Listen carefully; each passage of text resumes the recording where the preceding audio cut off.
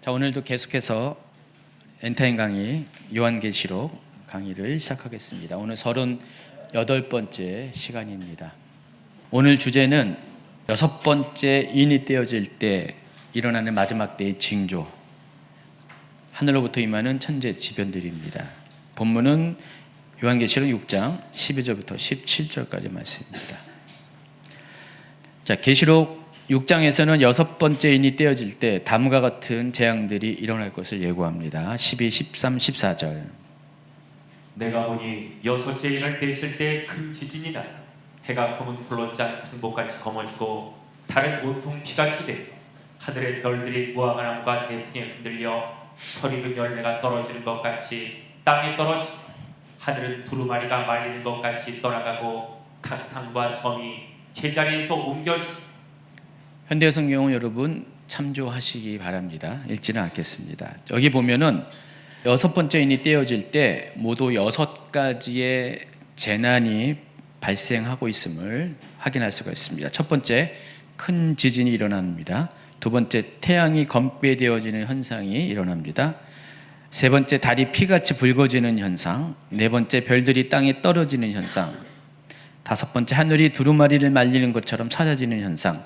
그리고 마지막 6번째, 산과 섬들이 다 흔들려서 제자리를 잃어버리는 지각 변동의 현상이 일어나게 됩니다. 모두 6가지 현상이 일어나게 됩니다. 그래서 이 재난들을 크게 2개의 그룹으로 다시 분류할 수가 있습니다. 지상에서 발생하는 재난과 하늘에서 발생하는 재난. 지상에서 일어나는 것은 큰 지진과 지각 변동이고요. 하늘에서 발생하는 재난은 태양, 달, 별 등 하늘의 천체에서 이상이 생기는 현상입니다.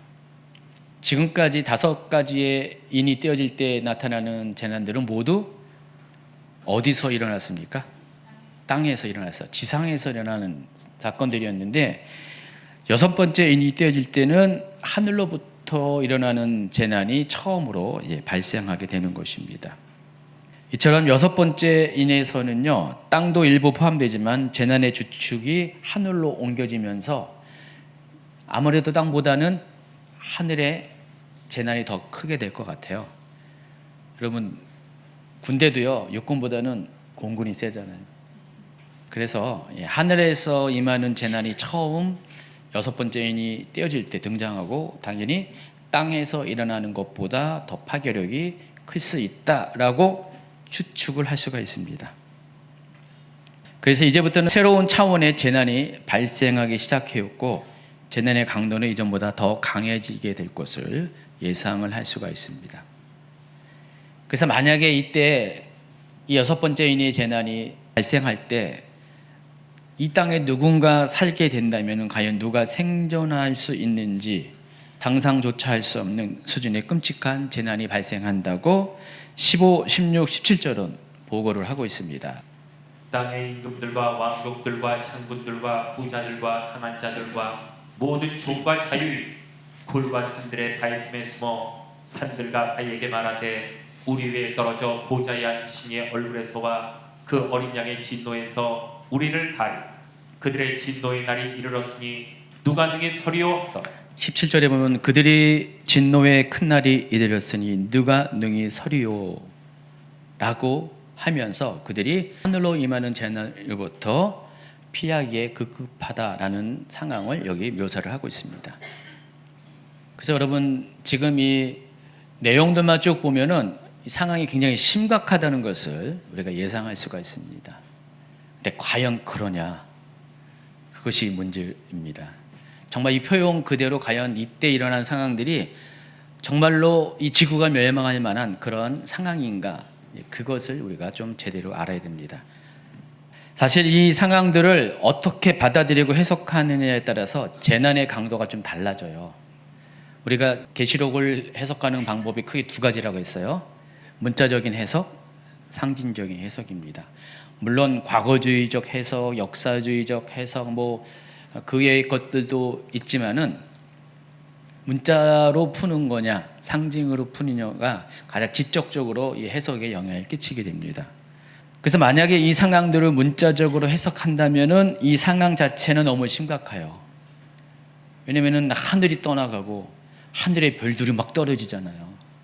앞에 뭐 해가 검어지고 달이 붉어지고 거기도 문제지만은 그거에 비해서 하늘의 별들이 떨어진다는 이 표현, 하늘이 말아져서 날아간다는 이 표현들은 대단한 그 두려움의 표현들입니다. 그래서 이것을 직접적으로 문자적으로만 해석한다면 이 상황은 정말 지구 종말의 상황을 의미하는 것으로 받아들일 수가 있습니다. 자, 그러면 더 이상 계시록을 기록할 이유가 없어요. 더 이상 계시록을 진행할 필요가 없다는 것입니다. 지구가 종말되니까. 또 그렇다고 해서 이것을 상징적으로만 해석할 수도 없어요. 여러분, 상징적인 해석은 뭐가 문제냐? 사람들이 주관에 따라서 해석이 다 달라요. 한 내용을 갖고도 수십 개 이상의 해석이 나올 수가 있고요. 또 시대에 따라서 해석이 또 달라요. 그래서 이 상징적인 해석을 하다 보면은 어쩌면은 사도 요한이 본 계시가 원래 의도했던 것과는 다른 쪽으로 갈 수가 있어요. 그래서 이 두 가지 모두가 다 정확한 답을 줄 수가 없습니다. 또 상징적으로 해석할 수 없는 이유 중에 하나가 요한계시록과 매칭되는 감람산 예언에서도 이 요한계시록의 상황과 동일한 이야기를 하고 있잖아요. 마태복음 24장 29절에 보니까 그날 환난 후에 즉시 해가 어두워지며 달이 빛을 내지 아니하며 별들이 하늘에서 떨어지며 하늘의 권능들이 흔들리리라 라는 표현이 지금 계시록에서 말씀하신 표현과 동일한 표현이거든요. 그래서 감람산 예언과 계시록 예언이 다르면은 어쩌면은 계시록 예언만 갖고는 상징으로 풀 수가 있는데 지금 감람산 예언 같은 경우는 상징으로 풀 수 있는 게 아니거든요. 그러다 보니까 이것은 실제로 이런 일이 일어날 것이다라는 것을 부정할 수가 없다라는 것입니다. 그렇다고 해서 문자적으로 이것을 해석하면은 정말 놀라운 일이거든요, 이것은. 그래서 딜레마가 빠집니다. 문자적으로 해석해야 되냐, 상징적으로 해석하냐의 이 문제에 있어서 선택의 문제가 생긴다는 것입니다. 그래서 제가 이 부분을 어떻게 지혜롭게 풀어가는 것은 이따가 본론에 들어가서 여러분에게 설명을 해드릴 것입니다. 또 한 가지 우리가 생각해야 될 것은 감람산 예언을 보면은 이 재난들은 예수 그리스도의 재림, 정확하게는 공중 강림이 있기 직전, 또한 성도의 휴거가 발생하기 직전에 발생할 것을 예고를 하고 있습니다. 방금 읽어드린 마태복음 29장 29절부터 30, 31절을 연속으로 한번 다시 전도사님이 읽어주시기 바랍니다. 그날로 환난 후에 즉시 해가 어두워지며 달이 빛을 내지 아니하며 별들이 하늘에서 떨어지며 하늘의 권능들이 흔들리리라. 그때 인자의 징조가 하늘에서 보이겠고 그때 땅의 모든 족속들이 통곡하며 그들이 인자가 구름을 타고 능력과 큰 영광으로 오는 것을 보리라. 그가 큰 나팔 소리와 함께 천사들을 보내리니 그들이 그의 택하신 자들을 하늘 이 끝에서 저 끝까지 사방에서 모으리라. 여기 보면은 29, 30, 31절이 연속으로 이어지는 사건으로 감람산 예언에서는 마태복음 24장에서는 이야기를 하고 있습니다. 만약에 정말로 감람산 예언에서 말씀하신 대로 이 순서로 이 사건들이 연속적으로 이어지면은 무슨 문제가 생기냐면은 그 뒤에 발생하는 7 나팔 재앙이 사라져 버립니다. 그러니까 6번째 인까지 떼어지고 난 다음에 예수님이 오신다고 이렇게 이야기를 하고 있잖아요. 감람산 예언에 의하면은. 그러면 7 나팔 재앙의 존재가 사라지게 됩니다. 그래서 이 문제를 어떻게 해결하냐? 제가 말씀드린 것처럼 계시록과 감람산 예언은 서로 보완하고 또 서로 지지해주는 그런 내용이라고 했습니다. 그래서 계시록에서 안 풀려지는 것은 감람산 예언을 통해서 보충받고 감람산 예언에서 안 풀려지는 것은 계시록을 통해서 보충을 받아야 된다고 그랬습니다. 특히 사건의 순서는 무엇을 기준으로 해야 된다고 그랬어요? 계시록 기준으로 해야 된다고 했습니다. 왜냐하면 계시록은 첫 번째, 두 번째 이런 넘버링이 확실해요. 근데 감람산 예언은 넘버링이 없거든요. 대충 시간 순서대로 설명을 하지만은 막 산재되어 있습니다. 그러나 계시록은 정확하게 첫 번째, 두 번째, 세 번째 그 순서에 맞춰서 어떤 일이 일어날 것을 정확하게 이야기를 하고 있거든요. 그러니까 순서는 반드시 계시록에 맞춰야 돼요. 근데 그 계시록 기준에 의하면은 6번째 인이 떼어지고 7번째 인이 떼어질 때 곧바로 그것을 사인으로 7 나팔 재앙이 벌어지게 되거든요. 근데 감람산 예언에서는 그 내용이 없어요. 7 나팔 재앙이 끝날 무렵에 예수님의 공중강림이 있고 성도의 휴가가 있어요. 계시록 기준에 의해도. 근데 감람산 예언에서는 그게 없다라는 것입니다. 그러면 7 나팔 재앙 자체가 감람산 예언을만 갖고 보면은 실종되는 일이 벌어지게 된다는 것입니다. 그래서 한 가지 우리가 추론입니다. 결국 추론이 정답이 되는데 이 마태복음 24장 29절과 30절 사이, 다시 말해서 6번째 인이 떼어지는 그 사건과 예수님의 공중강림이 있는 그 사건 사이에 시간 간격이 있다는 것을 여러분이 생각하실 수가 있습니다. 그러니까 29절과 30절은 감람산 예언에서 연속적으로 이야기하는 것이지만 그러나 계시록을 기준으로 보면은 시간 간격이 있고 그 시간 간격 사이에 7 나팔 재앙이 들어가 있다는 것입니다. 그래서 감람산 예언에서는 이 사실이 미처 소개되지 않은 거예요. 계시록 7장과 8장에 남아있는 내용들이 미처 소개되지 않았다는 것입니다. 그렇다면 왜 감람산 예언에서는 계시록에 기록된 이 7 나팔 재앙을 누락시켰을까? 왜 계시록 8장에 기록된 내용들이 다 송두리째 빠져 있을까요? 두 가지 대답이 가능한데 첫 번째는 예수님은 제자들이 질문한 것에 대해만 대답을 했어요. 근데 사실 그래요. 제자들이 예수님에게 뭐라고 했어요? 이 예루살렘 성이 멸망할 때 그리고 마지막 때 일어날 징조는 과연 뭡니까? 그 질문을 했어요. 그럼 예수님은 어떻게 해요? 그 질문에 대해서 답을 주신 거예요. 근데 만약에 제자들이 그 다음 단계의 질문을 했으면 예수님이 대답을 하셨을 거예요. 근데 제자들이 질문한 것은 마지막 때 일어날 징조, 그러니까 마지막 때가 일어났다는 것을 알리는 사인이 뭐냐라는 것을 질문했고 예수님은 그것에 대한 답을 한 거예요. 그래서 그 징조에 대해서 이야기하고 징조의 끝부분에 예수님의 공중강림과 성도의 휴거에 대해서 이야기하시는 거예요. 그것이 마지막 나팔이 불려질 때, 큰 나팔이 불릴 때 그런 일이 발생할 것이다라고 이야기하는 거예요. 그래서 예수님은 그들이 징조에 대해서 물었기 때문에 징조에 대해서 답을 해 주신 것입니다. 아주 굉장히 답이 심플하죠. 또 한 가지 가능성은 뭐냐면은 이 감람산 예언과 계시록의 기록은 약 2세대의 차이가 있어요. 약 60년의 시간 간격이 있습니다. 그러니까 감람산 예언이 예고될 때는 AD 30년대입니다. 30년대 초반에 예수님께서 이 말씀을 하신 거예요. 그리고 이 계시록이 기록된 것은 90년대예요. 60년의 시간 차이가 있고 2세대의 간격이 있습니다. 여러분 제가 거듭 얘기하지만은 계시는 시간이 가면 갈수록 점점점 더 명확해지고 범위도 확실해진다고 말씀드렸어요. 계시의 점진성이라는 그런 용어가 있습니다. 계시는 시간이 가면 갈수록 마지막 때를 향해 갈수록 세대가 더 지나갈수록 과거에는 흐릿한 내용이었는데 점점 명확해지는 특성을 가지고 있다는 것입니다. 그러면 60년 전에 예수님이 말씀하신 것과 지금 60년 후에 예수님이 말씀하신 것이 더 정확성 면에서 달라진다는 것입니다. 그래서 예수님은 제자들의 질문에 대해서 제자들의 질문한 것에 대해서만 답변을 했고요. 그리고 그때 당시에는 예수님이 그 정도의 수준에서 제자들이 알아도 된다고 생각했기 때문에 그 정도 분량의 계시만 알게 하셨어요. 그러나 요한계시록의 경우는 다르잖아요. 계시록 1장 1절부터 3절까지 아예 명확하게 이 요한계시록을 기록한 목적에 대해서 분명히 이야기하고 있잖아요. 모든 사람들이 이 사실을 알아야지 마지막 때를 준비할 수 있기 때문에 분명한 목적이기 때문에 예수님은 정확하게 기록을 남길 필요가 있었어요. 그래서 감람산 예언과 이 계시록의 예언은 차이가 있을 수밖에 없습니다.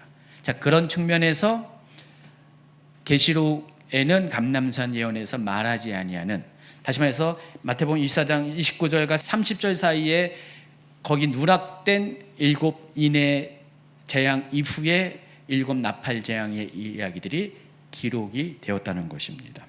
그래서 이와 같은 이유 때문에 일곱 나팔 재앙은 29절과 30절 사이에 포함되어 있는 것으로 보아야 합니다. 실제로 여섯 번째 인해 재앙과 일곱 나팔 재앙들을 비교해 보면 이 부분이 어느 정도 설득력 있게 다가옵니다. 여러분, 여섯 번째 인해 재앙에 이르러서 비로소 하늘에서부터 재난이 시작된다고 그랬죠. 그 전엔 전부 땅에서 일어난 재난이었어요. 근데 이 하늘에서 일어난 재난이 여섯 번째 인에서 처음 시작되고 바로 이어지는 게 일곱 번째 인인데, 일곱 번째 인 자체는 실체는 없다고 그랬죠.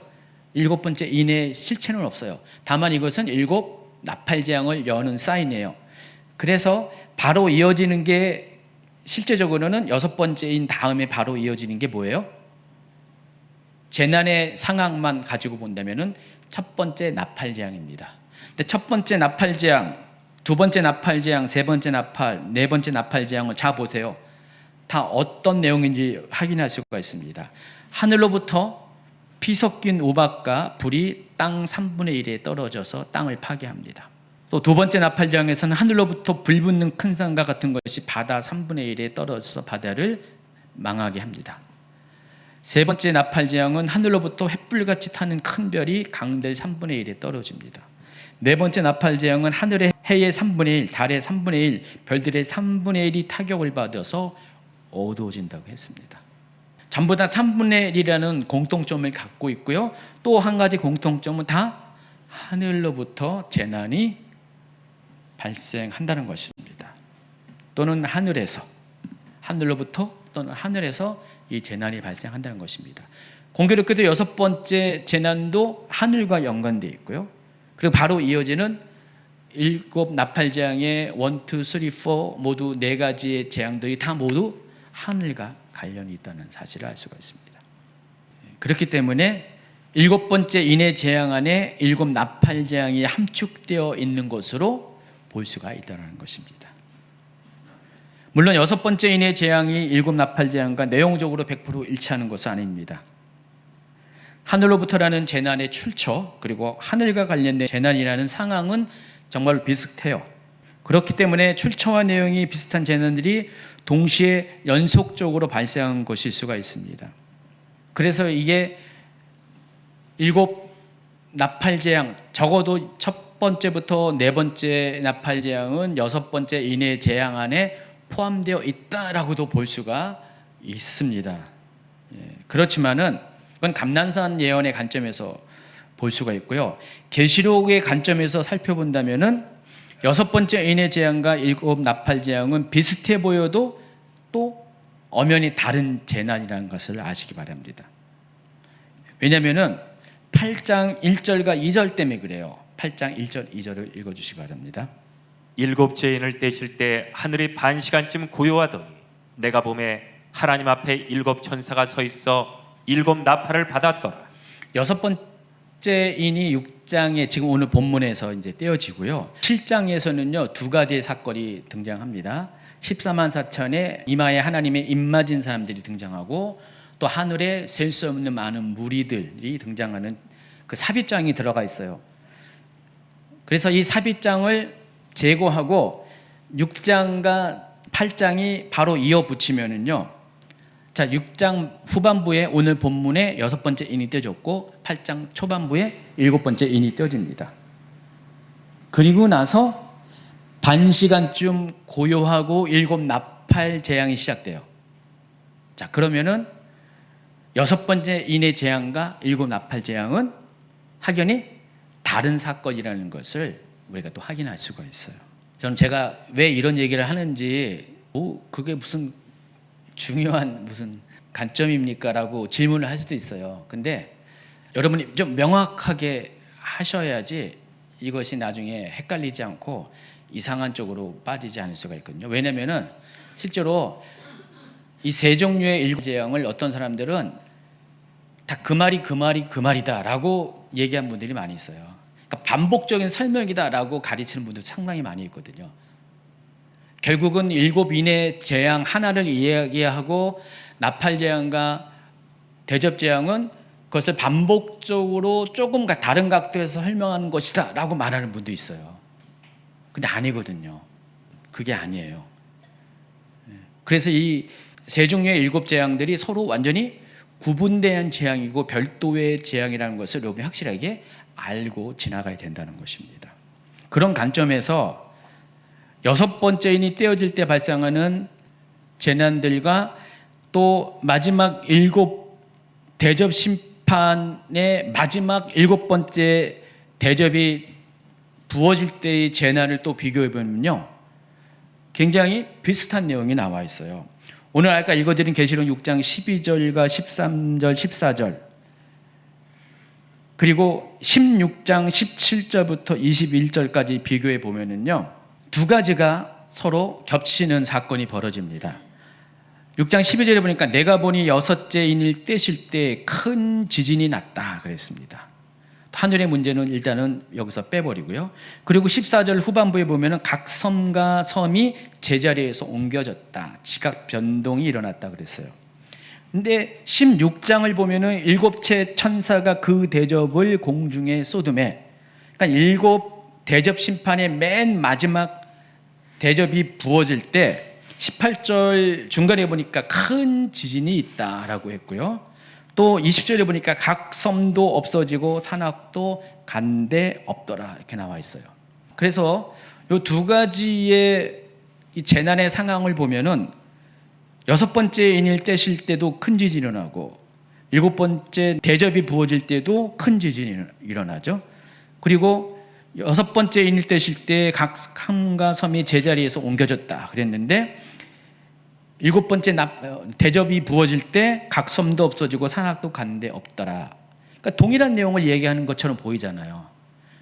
근데 비슷해 보여도, 상황은 비슷해 보여도 강도면에서 차이가 있어요. 가장 비교되는 것이 산과 섬의 경우입니다. 6번째 인의 재앙의 경우는 산과 섬이 이동하는 것으로 되어 있어요. 지각 변동에 의해서. 그러나 7번째 대접 심판의 경우 산과 섬이 완전히 소멸되어서 없어집니다. 그러니까 6번째 인의 재앙일 때는 산과 섬은 있긴 있는데 위치가 바뀌는 거예요. 지각 변동에 의해서. 자, 이 부분 이따가 설명할 거예요. 이게 어떤 의미인지. 그런데 대접 심판이 부어질 때 이게 제일 마지막 심판이거든요. 이때는 완전히 지구 자체가, 지각 자체가 완전히 소멸되는 상황이라는 것입니다. 그래서 내용적으로는 비슷한 것처럼 보이지만은 실제적인 구체적인 내용은 다르다는 사실을 알 수가 있어요. 그래서 이 6번째 인의 재앙과 7번째 대접 재앙은 완전히 다른 차원의 재난이라는 사실을 여러분이 아시기 바랍니다. 이처럼 두 가지 재앙은 재난의 상황은 비슷해 보여도 엄연히 서로 다른 사건이다. 7 인의 재앙과 7 나팔 재앙도 다른 거고, 또 7 인의 재앙과 7 대접 재앙도 완전히 다른 사건이라는 것을 아시기 바랍니다. 자, 그럼 오늘 본문을 이야기하겠습니다. 중요한 것은 이제 지금부터 중요한 겁니다. 자, 6번째 인의 재앙의 특징은요, 우주적인 질서가 깨어짐으로 인해 천체의 이상 현상이 발생하는 것과 지각 변동에 의해서 자연재해가 동시에 일어나는 두 가지의 이중 복합 재난이 발생한다는 것입니다. 그래서 아까 정리했던 것처럼 다시 한번 정리하면은 하늘에서 발생하는 재난이 모두 4가지가 있어요. 태양이 검게 되어지는 현상, 2번째 달이 붉어지는 현상, 3번째 별들이 땅에 떨어지는 현상, 4번째 하늘이 두루마리를 말아서 걷어치우는 것처럼 사라지는 현상. 하늘과 관련된 것이 4가지 재난이 있고요. 또 지상에서 발생하는 재난은 큰 지진이 발생한다는 것과 산과 섬들이 다 흔들려서 제자리를 잃어버리는 지각 변동 현상이 발생한다는 것입니다. 아까도 설명했듯이 이것을 어떻게 해석하냐에 따라서 결과가 확 달라지거든요. 문자적으로 해석하냐, 상징적으로 해석하냐. 그래서 문자적인 것도 문제가 있고 상징적인 해석도 문제가 있어요. 그래서 이 두 가지는 모두 다 각각의 해석에 있어서 리스크를 가지고 있어요. 먼저 문자적인 해석을 하게 되면은 이 계시록에서 묘사한 상황이 사람들이 감당하기에는 너무나 엄청난 재난이라는 것입니다. 그러니까 문자 그대로를 그대로 받아들이면 굉장히 부담이 된다는 것이에요. 왜냐하면 이 7인의 재난이 진행되는 동안에 성도들도 이 땅에 존재하거든요. 그러면 사람들이 질문할 거예요. 하나님, 아니 우리도 있는데 이럴 수가 있어요? 우리가 있는데 이렇게 아주 심각한 하늘로부터 임하는 재난, 각 선과 섬이 막 자리를 서로 놓치는 이런 거대한 지각 변동 같은 이런 큰 일을 내보낼 수가 있어요? 라고 하면서 하나님의 행하심에 대해서 의문을 제기할 수가 있습니다. 그리고 과연 하나님께서는 사랑하는 성도들이 이 땅에 있음에도 불구하고 그럼에도 불구하고 여기 묘사된 대로 정말 그 묘사한 내용 그대로 그와 같은 재난을 보내면은 하나님이 그런 것을 감수하면서까지 이런 재난을 발생시킬 것인가? 라는 것에 대해서 우리가 의문을 가질 수가 있습니다. 또 상징적인 해석의 경우 아까 설명한 것처럼 자칫 배가 산으로 가는 경우가 발생한다고 그랬잖아요.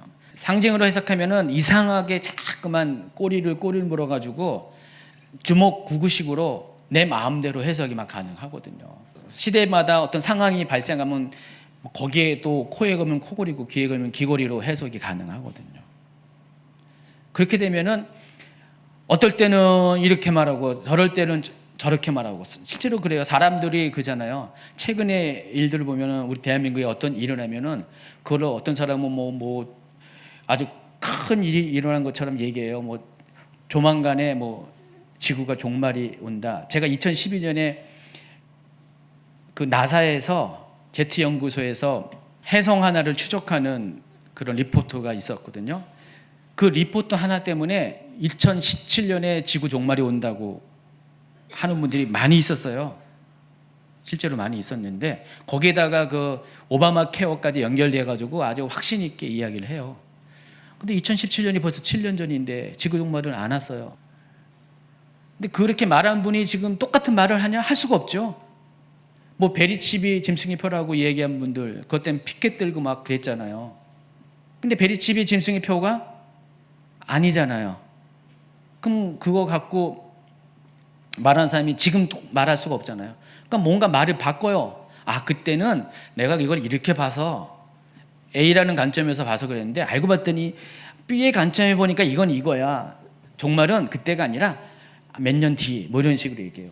근데 또 시간이 지나잖아요. 또 불발돼요.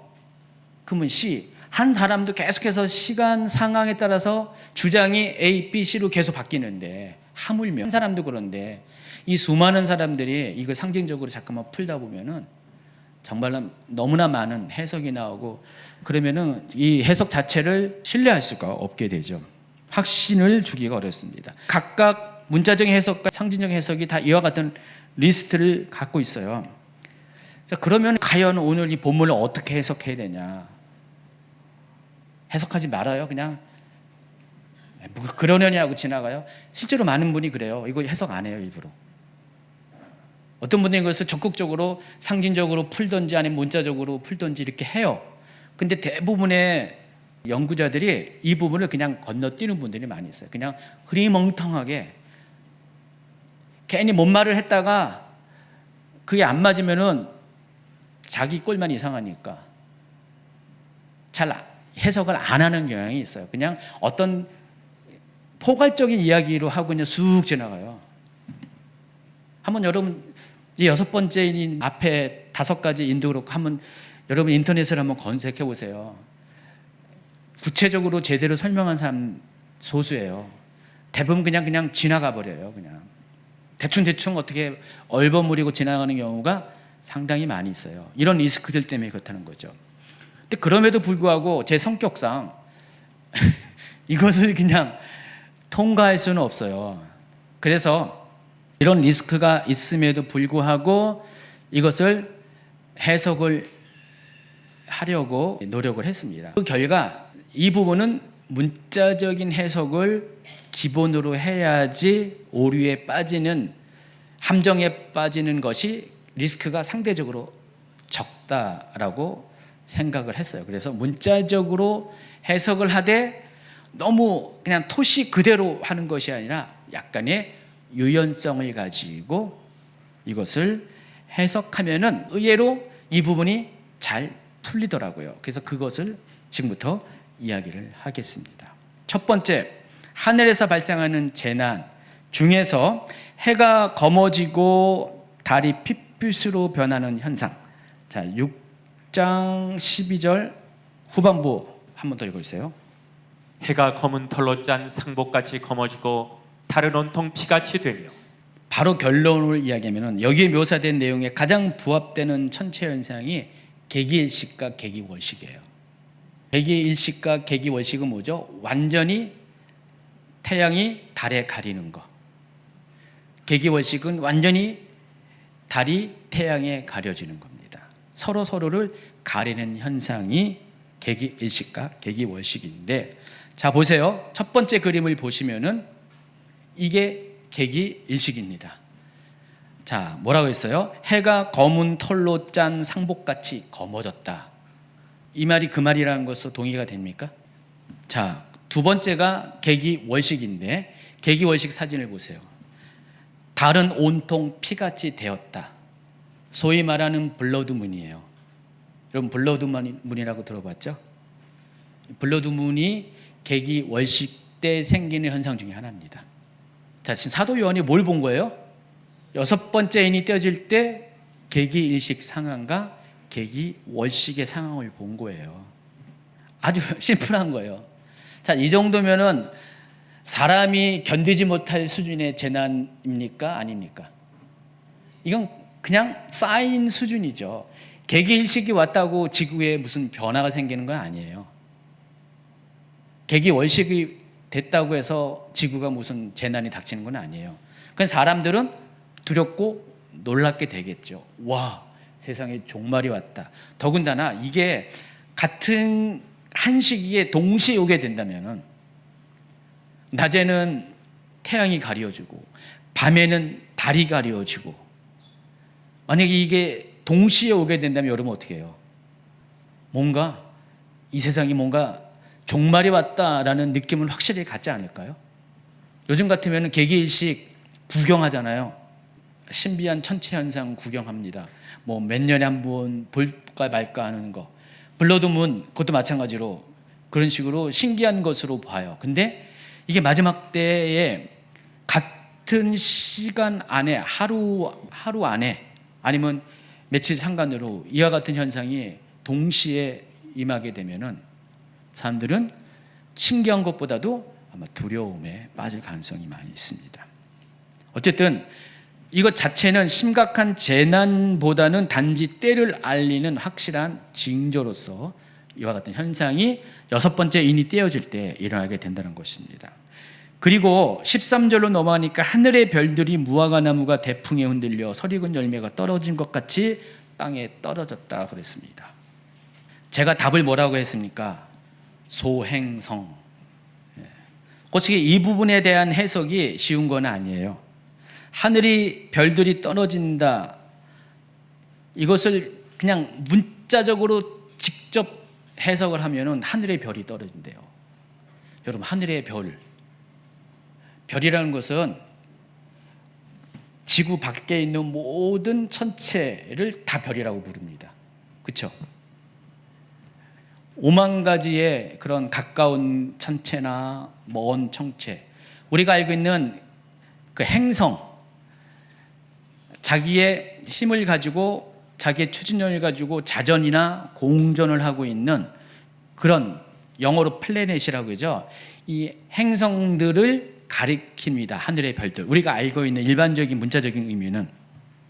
근데 만약에 문자적으로 이 하늘의 별들이, 행성이 막 떨어진다면은 수성이 막 떨어지고 목성이 막 떨어지고 막 이런 태양계에 있는 별부터 시작해가지고 이게 막 지구로 떨어진다, 이거 상상을 할 수가 있습니까? 여러분, 목성이 지구의 몇 배인가요? 정확하게 기억 안 나도 한 80배? 뭐 그 정도 더 되나? 그게 무슨, 여기서 볼 때는 굉장히 멀지만은 하나의 점에 불과한 별처럼 보이지만은 그게 지구로 떨어진다는 것은 이거는 물리적으로 불가능한 거잖아요. 그래서 하늘의 별들이 떨어졌다 라는 표현은 실제로 그와 같은 플래닛, 행성들이 떨어진 것으로 보아서는 안 됩니다. 그냥 문자 그대로 그냥 해석해서는 큰일 나죠. 그러면 하늘의 별이 무엇을 의미하냐? 그게 바로 소행성이라는 것입니다. 소행성을 가리키는 단어가 에스터로이드라는 단어인데, 이 단어는 헬라어 에스터에서 왔습니다. 에스터가 뭐냐면 별이나 유성, 소행성, 불타는 잔해 등을 포함하는 하늘에 있는 모든 빛나는 덩어리들을 의미합니다. 이게 에스터예요. 바로 소행성이라는 것입니다. 여러분, 지구가 속해 있는 태양계에는요, 여기 그림에 있는 것처럼 태양계 보세요. 화성과 목성 사이에 지구 다음에 화성이 있고요, 그 다음에 목성이 있잖아요. 그 화성과 목성 사이에 뭐가 있죠? 이렇게 다른 그림 한번 볼까요?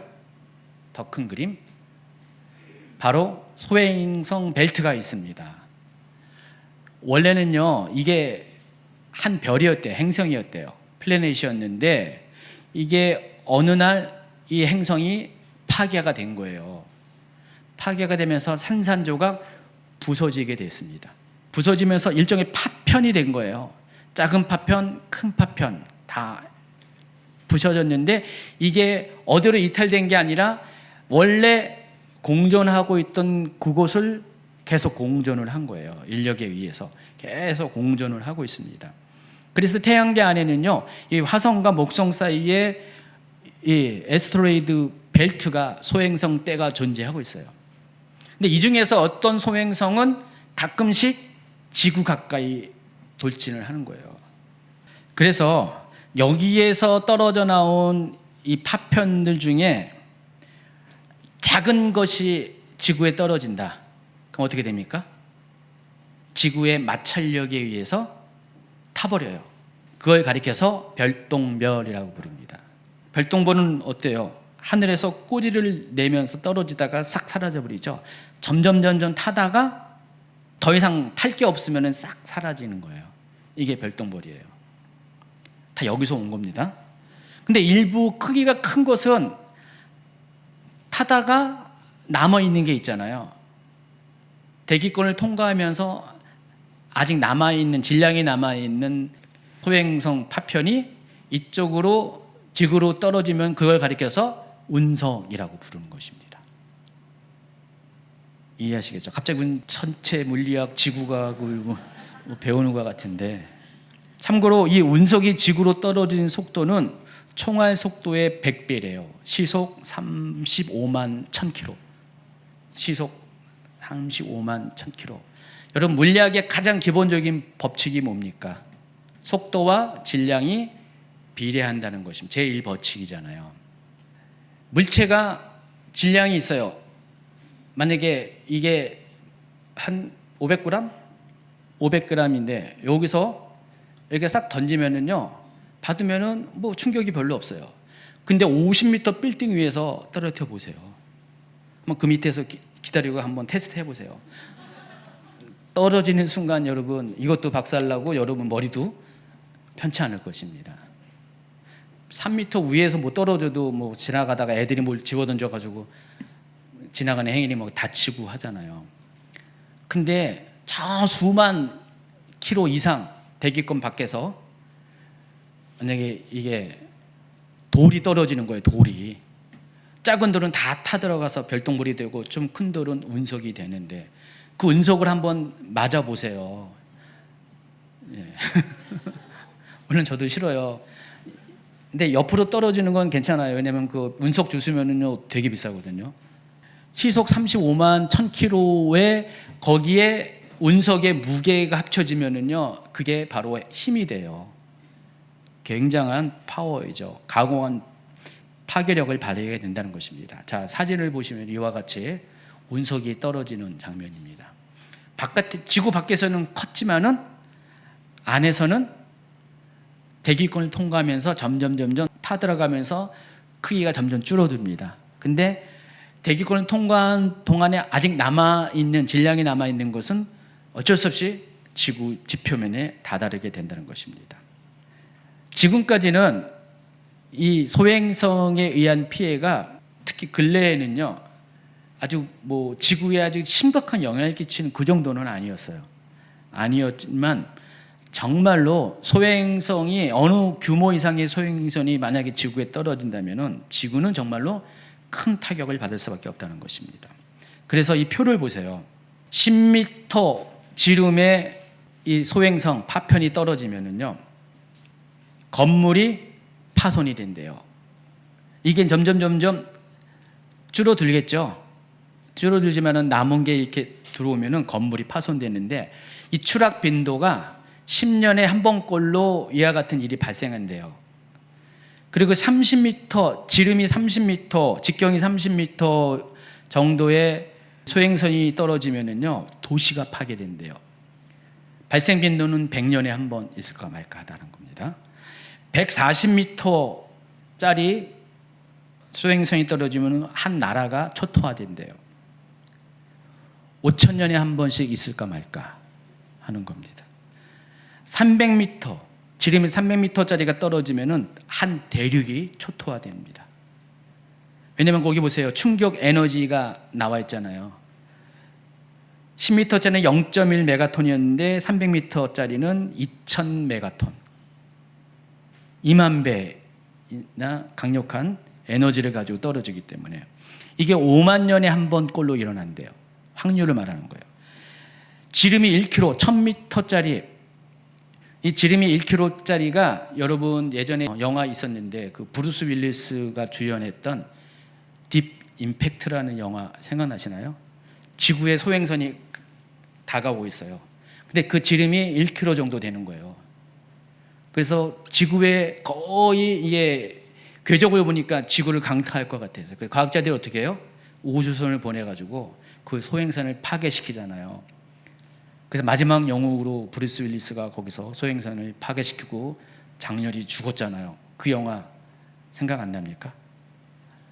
오늘 밤 가셔서 검색하셔서 보시기 바랍니다. 딥 임팩트입니다. 깊은 충격이라는 뜻인데 영화 재밌어요. 그게 영화가 그냥 만들어진 게 아니라 과학자들이 그런 것들을 추정을 하거든요. 그때만 해도 소행성들이 출몰을 많이 했나 봐요. 그러니까 거기에 맞게끔 이 영화도 제작한 거예요. 1km짜리가 떨어지면 한 대륙이 초토화되니까 그 상황을 막아야 되잖아요. 그러니까 그와 같은 일을 했다고 영화에서 이렇게 스토리를 전개해 가고 있습니다. 자 보세요. 소행성이 지금 바다에 빠지고 뭐 이런 거 보세요. 엄청난 충격이죠. 여기는 굉장히 좀 가장해서 표현했지만은, 그리고 10km짜리, 지름 10km짜리 소행성이 떨어지면은요, 지구는 끝장난대요. 아까 지름 1km짜리가 떨어지는 확률이 100만 년에 한 번 나올까 말까 하는 확률이라는 것입니다. 그런데 계시록 6장 13절에서 묘사한 하늘의 별들이 땅에 떨어진다는 것은 별똥별이 아니에요. 조그만 운석도 아니고요. 지구에 어느 정도 영향을 주는 사이즈의 소행성을 가리킵니다. 최소한 30에서 50m, 지름이 30에서 50m 정도 되는 소행성들이 떨어지는 일이 발생한다는 거예요. 6번째 인이 떼어질 때. 한 도시를 파괴할 수준의 파괴력을 가진 소행성들이, 그게 하늘의 별들이라는 거예요. 하늘의 별들이라고 했잖아요. 복수로 했어요. 소행성 하나가 떨어지는 게 아니라 여러 개의 소행성들이 전 지구적으로 떨어지는 일이 발생하는 거예요. 아까 계기 일식, 계기 월식, 별거 아니네 그랬는데 여기 보니까 그게 아니라 이제는 진짜 최소한 도시 하나를 파괴시킬 만한 소행성들이 떨어지는 일이 생긴다는 거죠. 운석 수준이 아니라. 여러분 한번 이렇게 인터넷에 검색을 해보세요. 아포피스라고 검색을 하면은요, 어떤 기사를 보냐면은 인터넷 백과사전에도 이런 게 많이 나오는데, 아포피스라는 것은 이집트 신화에 나오는 신의 이름이에요. 악의 신이에요. 악한 신의 이름 중에 하나인데, 뱀 모양을 가진 신이 태양신 라이죠. 태양신 라를 삼키는 이야기가 나와요. 거기서 따온 이름이 아포피스인데 이 아포피스가 지름이 약 400m 가까운 거래요. 여기 보세요. 엠파이어 스테이트 빌딩 높이랑 이 아포피스 소행성의 가장 긴 변을 비교한 겁니다. 저만한 사이즈의 소행성이 지금 지구 가까이 오고 있다는 거예요. 갑자기 또 제가 이 루머를 또 퍼뜨리는 건 그건 아니에요. 실제로 일어납니다. 이게 한 10년에 거의 10년에 한 번꼴로 지구를 향해서 날아오고 있어요. 자기의 공전 그 궤적이 있다는 거예요. 주기가 있습니다. 그런데 수시로 이 궤적이 조금씩 변동이 있는 거예요. 규칙적으로 바뀌는 게 아니라 규칙적으로 가는 게 아니라 대략 규칙적으로 지구를 향해서 오기는 오지만 어떨 때는 조금씩 위치가 바뀌는 거예요. 근데 2029년 지금부터 5년 뒤에 어떤 사람은 4월 13일이라고 어떤 사람은 4월 14일이라고 말하고요. 지금 나사에서 공식적으로 발표한 겁니다. 앞으로 5년 뒤에 이 아포피스가 지구와 근접하게 오는데 거리가 약 37,000km라고 합니다. 여러분 37,000km가 어느 정도 될까요? 물론 우리가 비행기를 타고 가면 굉장히 먼 거리인데 이 37,000km는 인공위성이 떠 있는 위치랑 비슷한 그런 높이예요. 거의 지구를 어떻게 본다고요? 스치고 지나간다는 거예요. 거기 인공위성이 있다. 잘못 루트가 맞으면 인공위성이 이 아포피스에 의해서 강탈을 당할 수도 있는 바로 그런 높이에까지 2029년에 도달하게 된다는 것입니다. 그래서 소행성 아포피스가 지구와 충돌할 확률이 2.7%에게 혹시 그런 분이 있습니까? 여러분 2.7%가 소행성이 지구와 충돌할 확률이 2.7%인데 그게 애개입니까? 10,000분의 1도 두려운 건데 2.7% 뭐예요 지금 이게? 거의 40분의 1의 확률로 지구와 가깝게 오고 있다는 것입니다. 아주 발칵 뒤집혔어요. 여러분 몰랐죠? 저도 몰랐어요. 근데 알고 봤더니 이런 일이 있었더라고요. 근데 감사하게도 계속 연구를 하다 보니까 이게 이제 8년 전에 처음으로 발견됐다가 3년 전에 2021년에 다시 또 이걸 더 가까이 오기 때문에 했더니 다행히 이번에는 피해 간대요. 안심하세요. 다행히 피해 간대요. 근데 만약에 아포피스가 1.7%의 확률을 가지고 지구를 도전했는데 만약에 그 안에 확률 안에 이 일이 발생하면 어떻게 될까요? 아까 지름이 300m 소행성이 떨어지면은 대륙이 초토화된다고 그랬죠. 그럼 400m잖아요, 이게요. 400m 소행성이 떨어지면 어떻게 돼요, 지구가? 물론 그 중에서 일부는 타들어가서 아마 내려오면서 점점 사이즈는 좀 줄겠죠. 지금 현재가 400m 가까운 거니까 대기권 들어가면서 어느 정도 사이즈는 줄겠지만은 그래도 이게 만약에 어느 정도의 규모를 가지고 지구에 떨어지면은 만약에 대한민국에 떨어지면 어떻게 돼요? 대한민국은 없어지는 거죠. 진짜 없어져요. 그래서 아포피스가 그 사이즈를 그대로 유지하면서 지구와 충돌한다면은 히로시마에 떨어진 원자폭탄에 어떤 사람은 8만 배, 어떤 사람은 10만 배 위력을 발휘한다는 것입니다. 히로시마에 원자폭탄이 하나 떨어져서 도시를 초토화했는데 그 원자폭탄이 10만 개가 떨어진다고 생각해 보세요. 난리가 납니다. 더군다나 계시록 6장 13절에는 하늘의 별들이라고 복수로 이야기했기 때문에 설익은 열매가 우수수 떨어지는 것처럼 떨어진다고 했으니까 이 소행성이 한 개가 아니라 정말 수십 개, 수백 개 소행성 더미가 막 쏟아져 내리면은요, 사람들이 이런 말을 할 수밖에 없습니다. 산들과 바위에게 말하되 우리 떨어져 보좌에 앉으신 이의 얼굴에서와 그 어린 양의 진노에서 우리를 가리라. 우리가 능히 설 수가 있겠느냐, 이 말을 할 수밖에 없다는 것입니다. 어쨌든 중요한 것은 아포피스는 다행히 스쳐 지나가는 걸로 결론이 났습니다.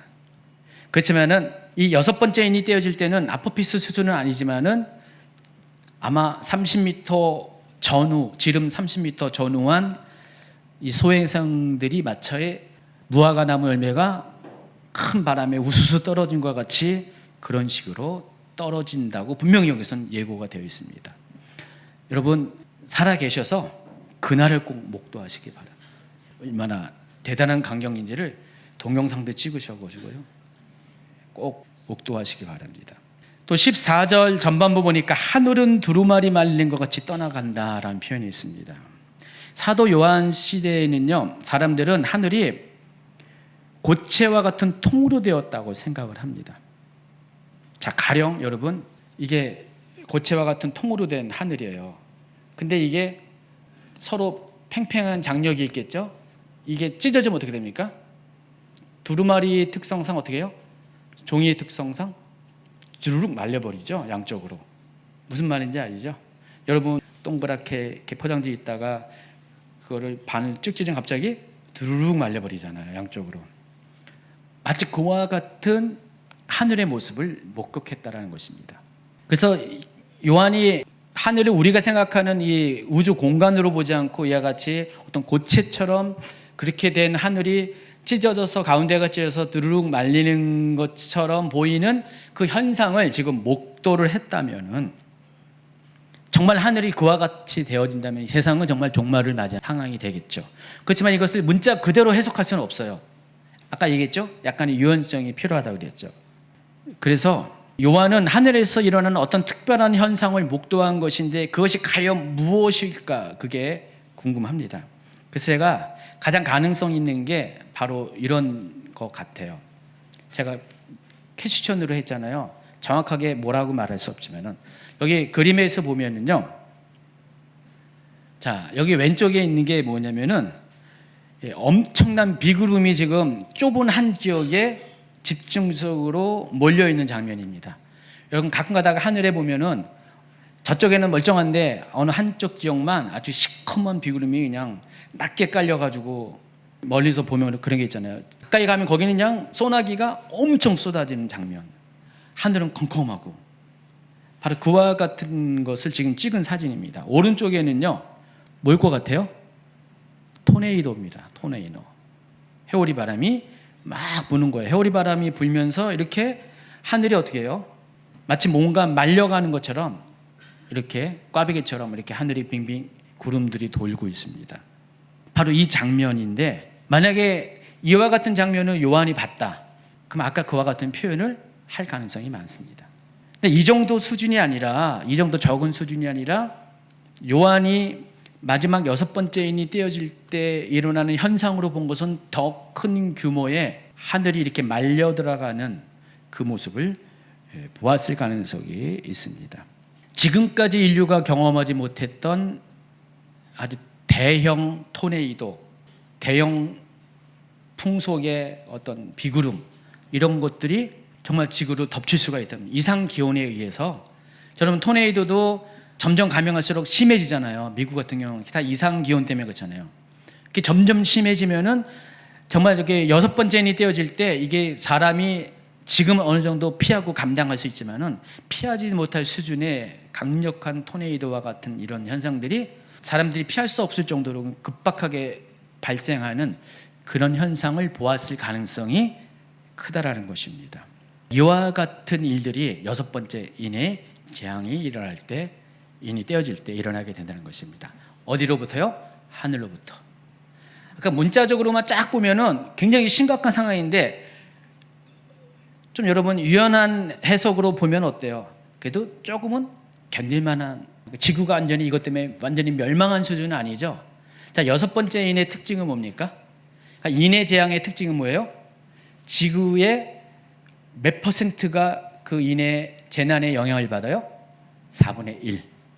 그 기준에 의해서 이 재난의 강도도 이 정도로 불어닥칠 확률이 많이 있습니다. 만약에 6번째 인의 재앙에 다 끝나버리면은 의미가 없잖아요. 계시록은 더 이상 의미가 없잖아요. 그러니까 하나님이 6번째 인의 재앙을 주는 목적에 맞게끔 재난의 상황도 범위도 강도도 그와 같은 수준으로 줄 것입니다. 그렇기 때문에 여섯 번째 이는 그 선에서 우리가 이해를 해야 된다는 것입니다. 자, 지상에서 일어나는 재난에 대해서 소개하겠습니다. 큰 지진. 이제는 12절로 갑니다. 내가 보니 여섯째 인을 떼실 때 큰 지진이 일어났다 그랬습니다. 그럼 큰 지진이 과연 얼마큼 큰 지진이냐? 이것이 문제입니다. 사람에 따라서 오늘도 우리나라 지진이 일어났잖아요. 전북 부안에인가요? 어디서 지진이 일어났습니다. 4.8. 근데 서울에서도 흔들린 것을 느꼈다라고 이야기합니다. 근데 우리나라도 4에서 5 정도는 가끔씩 일어나요.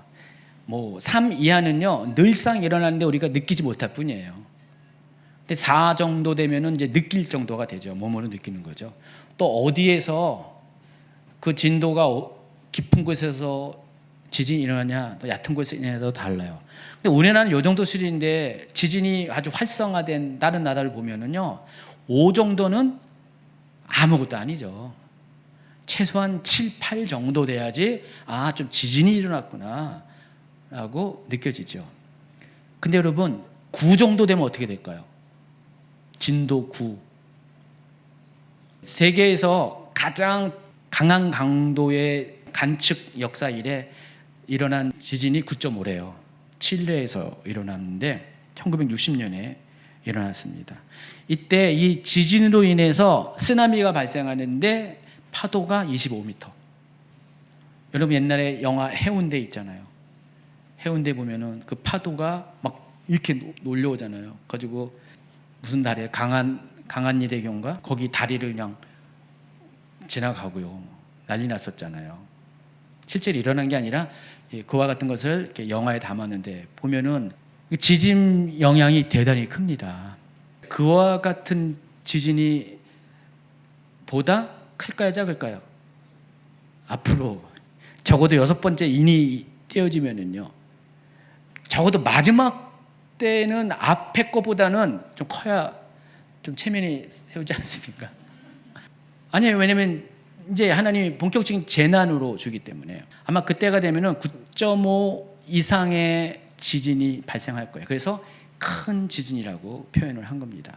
왜냐하면 큰 지진의 영향으로 뒤에 보면은 13절 후반부 보면은 각 산과 섬이 제자리를 잃어버리니까. 그러니까 지진의 영향으로 지각 변동이 일어나는 거예요.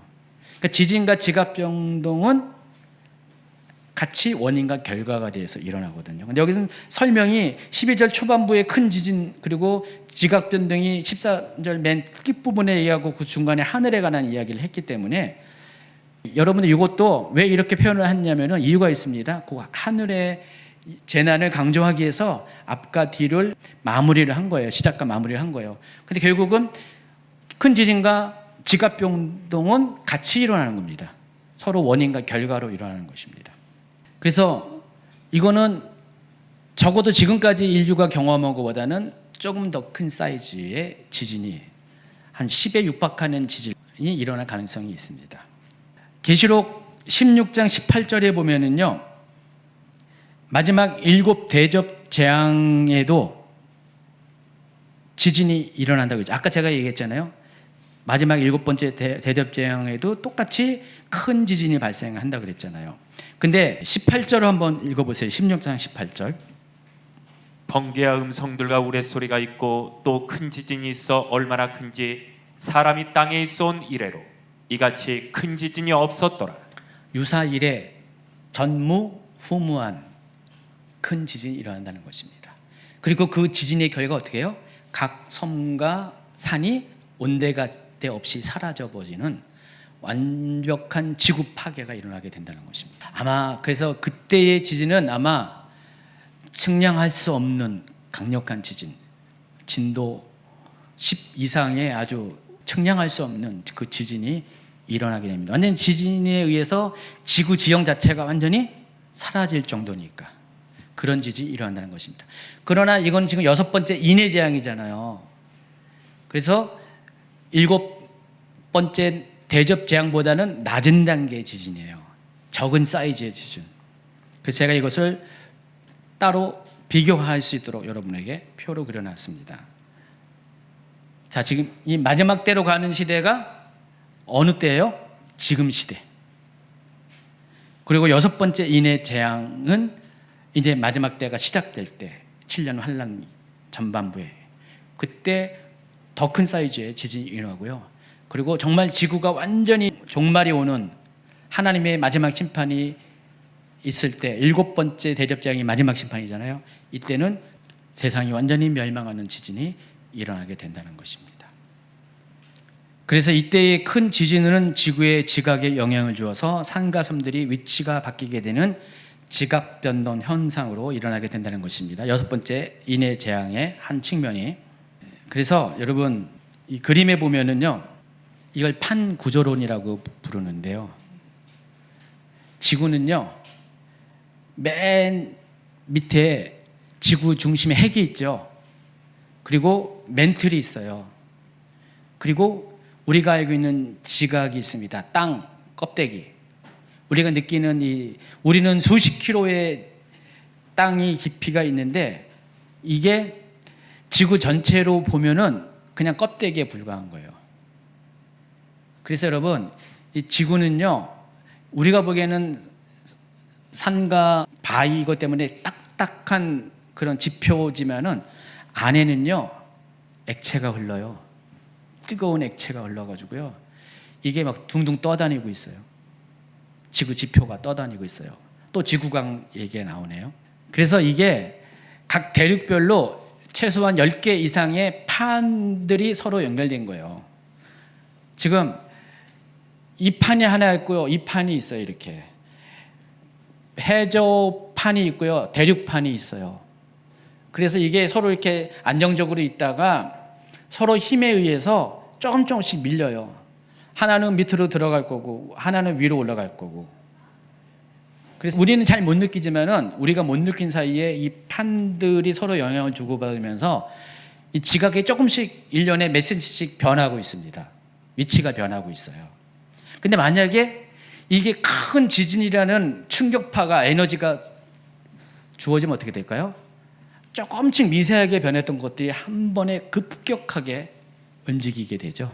지금 지구에 있는 에너지가 이 판들이 불안정하게 있는 판들을 서로 막 밀어내면서 이게 에너지가 더 이상 견뎌내지 못하면은 뽕 터져버리는 큰 지진 아니면 화산으로 표현이 되는데 화산은 이제 다음번에 할 겁니다. 다음번에 아마 나팔장 때 소개할 겁니다.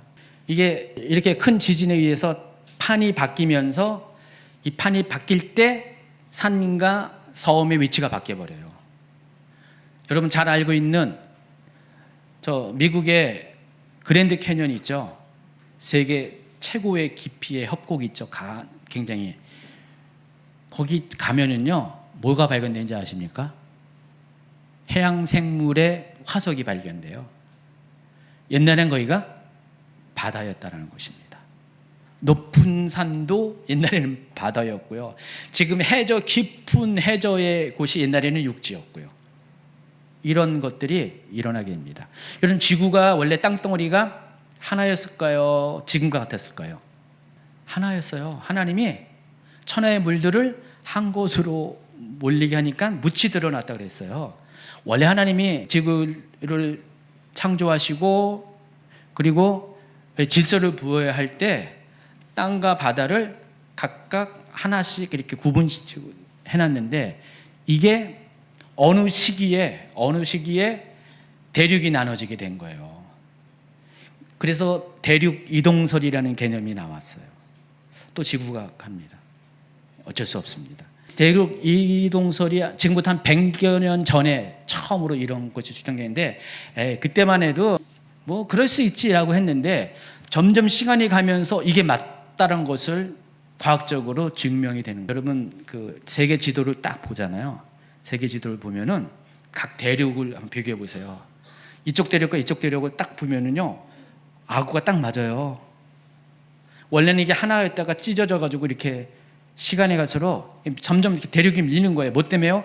이게 지금 지표면이 막 떠다니는 것처럼 떠 있는데 밑에서 뭔 일이 에너지가 생기면은 조금씩 갈라지고 밀려지고 막 그런 현상이 일어나니까 이 대륙 이동설이 처음에 주장이 됐고요. 이게 점점점 시간이 발전하면서 1960년대에 이 판 구조론이 정립이 된 거예요. 지금 과학계에서는 이거는 정설로 받아들이고 있습니다.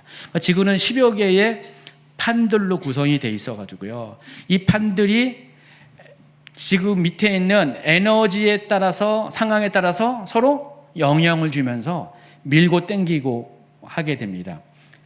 그런데 이게 화산 폭발이나 지진이나 이런 것이 일어나게 되면, 그것이 만약에 대규모로 일어나면 지각의 변화를 줍니다. 여러분, 노아의 홍수 때 그 그랜드 캐년이 노아의 홍수가 있었다는 강력한 증거 중에 하나입니다. 노아의 홍수 때 위에서 공창의 물이 떨어졌고요. 밑에서 깊은 샘이 터져서 솟아났다 그랬죠. 그러니까 밑에도 물이 있었고 위에도 물이 있었는데 이게 위아래로 뻥뻥 터지면서요. 그 중간에 있는 이 지각이 가만히 있을 수가 없잖아요. 그런데 난리가 난 거예요. 생물체는 다 죽을 수밖에 없고요. 방주에 탄 사람들 외에는. 그래서 그 150일 동안 물이 떠 있는 동안에 여기서 어떤 일이 있었냐? 바로 지각이 완전히 바뀌어 버려 가지고 저 땅 속에 땅 밑에 있던 것들이 솟아올라 가지고 에베레스트 산이 된 거고요. 그리고 높은 산에 있던 것들이 저 가장 깊은 바다 몇천 미터 되는 무슨 뭐라고 하더라? 있어요. 거식이 있어요. 그렇게 뒤바뀐 거예요. 그러다 보니까 이게 의외의 물건들이 서로 있을 수 없는 곳에서 막 출토되는 이유가 바로 거기 있습니다. 죄송합니다. 옆에 또 새는 얘기를 많이 해가지고 시간이 좀 지났는데, 어쨌든 간에 이와 같은 일이 발생하게 된다는 것입니다. 지금도 조금씩 일어난 일이고 맛보기로 일어난 일들이 6번째 인이 떼어질 때 그와 같은 일들이 벌어지게 되고 7 대접 심판이 벌어질 때는 완전히 이것이 상상할 수 있는 규모로, 지구를 끝장낼 규모로 이 일이 벌어지게 된다는 것을 아시기 바랍니다. 어쨌든 중요한 것은 6번째 인의 재앙일 때는 규모가 4분의 1. 마지막 결론을 내야 되겠죠. 자, 이처럼 지구 전체에 우주적으로 일어나는 재난은 이것을 몸으로 겪는 사람들에게 큰 공포를 가져다 줄 것입니다. 지금까지 인류 역사상 단 한 번도 겪지 못했던 강도의 큰 재난이기 때문에 그렇습니다. 자, 그렇다면 이 인해 재앙 기간 중에 성도들은 과연 어떻게 될 것인가? 여러분에게 관심은 그게 있잖아요. 내가 이때까지 생존하고 있다면 특히 마지막 7년 환란의 시기가 언제 올려는지 아무도 모르잖아요. 근데 내가 살아있는 동안에, 안디옥 권사님이 살아있는 동안에 오게 된다면 나는 과연 어떻게 될까? 이런 관심 가져야 되죠. 계시록 6장 15절에 보니까 이 모든 재난은 모든 사람에게 임할 것이라고 분명히 이야기하고 있습니다. 성도들을 보호한다는 이야기가 전혀 없어요. 그 6번째 인의 재앙이 지난 다음에 그때서 성도들을 보호한다는 얘기가 나오거든요. 그럼 그 말은 6번째 인의 재앙까지는 성도들도 이 시간을 통과하게 된다는 것입니다. 함께 겪어내야 된다는 것입니다. 그렇다면 왜 하나님은 이 심판 가운데 성도들의 환난을 일부 허용하시는가? 이 7인의 재앙 가운데 성도들을 적어도 6번째 재앙까지, 아까 얘기했죠. 계기 일식, 계기 월식은 그냥 그러려 했는데 갑자기 소행성이 떨어지고 큰 지진과 지각 변동이 일어나는 말도 안 되는 상황에 여러분이 지금 있어요. 그걸 봐야 돼요. 지금 영화로만 봤던 그 지구 재난 영화에서 봤던 일들을 여러분이 직접 눈으로 목격하는 세대가 된다면은 과연 왜 하나님 나에게 이런 것을 허락했을까요? 라고 질문을 할 수밖에 없습니다. 물론 환난 전 휴거소를 신뢰하는 사람은요, 이런 일은 성도들이 결단코 경험하지 않을 것이다. 왜냐하면 성도들은 환난 전에 휴거가 되기 때문에 이거는 우리와는 전혀 상관이 없는 것이다 라고 이야기를 합니다. 그러나 성경 보고 또 보고 연구하고 또 연구해도 성도들은 환난의 일부를 통과하고 있다는 사실을 부정할 수가 없습니다. 그러나 다행히도 하나님은 모든 재난을 다 겪는 게 아니라 부분적으로 겪게 된다는 것입니다. 그래서 이와 같은 재난을 경험하면서 이 세상은 둘로 나눠지게 될 겁니다. 첫 번째는 겸비하고 하나님을 찾는 그룹들이 생겨날 것이고요. 또 반대로 하나님을 원망하고 저주하는 사람들이 생겨날 것입니다. 믿는 사람 중에서도 그런 사람이 있을 것이고 믿지 않은 사람들도 중에서도 그런 사람이 있을 것입니다. 그동안 믿지 않았어요. 신앙과 상관없이 살았는데 이러한 것들을 보면서 하나님이 살아계시구나. 하나님이 세상을 심판하는 것을 느끼고 믿음으로 나아가는 사람이 있을 것이고, 반대로 하나님을 제대로 알지 못하면서 하나님을 원망하고 불평하다가 이 상황이 되면 더 그 원망이 불평이 커져서 믿음에서 떨어져 나간 사람도 있을 것입니다. 그러니까 이 세대가 되면은, 이 시기가 되면은 사람들이 확 태도가 분명해지는 거예요. 모 아니면 도예요. 지금 중간에 개, 걸, 윷이 있는데 이때가 되면은 개, 걸, 윷이 없어지고요. 뭐 아니면 도가 돼요. 그런 시대가 온다라는 것입니다. 시간이 가면서 하나님은요, 놀랍게도 세상을 점점 아주 빛과 어둠으로 나눠버려요. 신앙과 불신앙으로 나눠버린다니까요. 아주 극단적인 불신의 사람들도 생겨나지만은, 극단적인 악에 치달은 사람도 있지만은, 또 아주 적극적으로 하나님을 찾고 구하는 사람들이 생겨나게 된다는 것입니다. 세상이 가면 갈수록 회색지대는 없어져요. 시간이 갈수록. 그래서 좌우가 나눠지고, 그것도 하나의 전조 증상이 아닐까요? 그렇죠? 세상이 점점 이렇게 아주 극단적으로 나눠지고 있잖아요. 이게 점점 심해지게 된다는 거예요. 그렇다면은 여러분은 과연 어디에 설 겁니까? 어디에 서 있을 거예요? 중간지대에 있을 수가 없는 시대가 점점 다가오는, 지금은 회색 지대에 여러분 서 있는데 여차하면 이리로 가고 저차하면 저리로 갈 수 있는 아직 기회가 남아있는 시대에 살고 있는데, 점점 여러분이 설 곳이 둘 중에 하나를 택해야 되는 이 시대가 갖고 있는데, 여러분 과연 어디에 서 있습니까? 물론 당연히 여기 계신 분들은 하나님 편에 서겠다고 분명히 약속을 하겠죠. 근데 이 시대를 겪어내는 사람은 그 부분에 있어서 확실한 믿음이 생겨날 겁니다. 근데 이 시대를 겪어내지 못한 사람은 어떻게 해요? 그냥 술에 수탄 듯 물에 수탄 듯 살다가 나는 그냥 대충 살아도, 나는 예수 믿으면 나는 그냥 천국 가, 구원의 확신만 있으면 천국 가라고 생각하면서 자기의 삶은 엉망진창으로 살면서, 그런 사람들은 이런 거에 전혀 관심이 없을 거예요. 근데 정말 더 두려운 마음을 가지고 겸비하는 마음으로 주님 다시 오신 것들을 사모하면서 기다리는 사람들은 더 정결한 그리스도의 정결한 처녀로서 준비되어 갈 겁니다. 그래서 여러분이, 저는 이제 믿습니다. 여러분이 후자의 사람들이 당연히 되실 것 같아요. 그렇죠?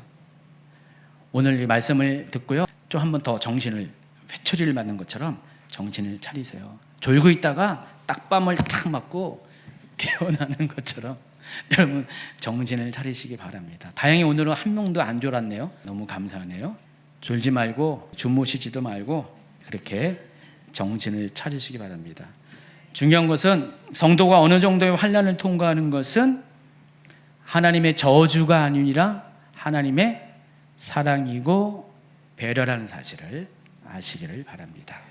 자, 오늘 여기까지 하도록 하겠습니다.